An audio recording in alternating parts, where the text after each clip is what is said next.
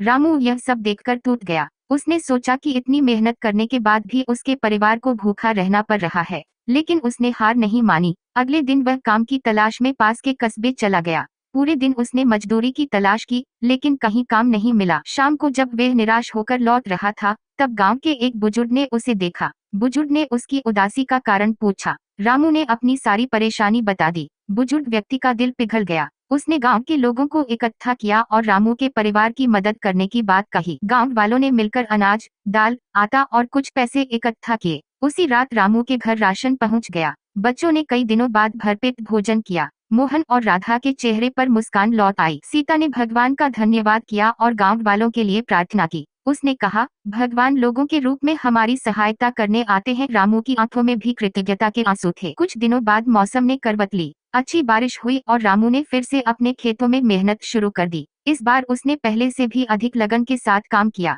उसकी मेहनत रंग लाई और खेतों में लहलहाती फसल तैयार हो गई। अच्छी पैदावार होने से उसकी आर्थिक स्थिति सुधर गई। जब फसल बिकी तो रामू ने सबसे पहले उन गांव वालों का धन्यवाद किया जिन्होंने कठिन समय में उसका साथ दिया था। उसने जरूरतमंद लोगों की मदद करने का भी संकल्प लिया। सीता ने मंदिर में प्रसाद चढ़ाया और भगवान को धन्यवाद दिया। इस कठिन अनुभव ने पूरे परिवार को एक बड़ी सीख दी कि जीवन में चाहे कितनी भी कठिनाइयां आए, मेहनत, धैर्य और विश्वास कभी नहीं छोड़ना चाहिए। रामू की मेहनत और सीता की आस्था ने आखिरकार उनके परिवार को संकट से बाहर निकाल दिया। आज भी गांव के लोग रामू और सीता की कहानी सुनाते हैं। वे बताते हैं कि सच्ची मेहनत और ईश्वर पर विश्वास रखने वाले लोगों की परीक्षा भले ही कठिन हो, लेकिन अंत में उन्हें सफलता और सम्मान अवश्य मिलता है। उनकी कहानी लोगों को यह प्रेरणा देती है कि मुश्किल समय में हिम्मत नहीं हारनी चाहिए, क्योंकि अंधेरी रात के बाद उजाला जरूर आता है।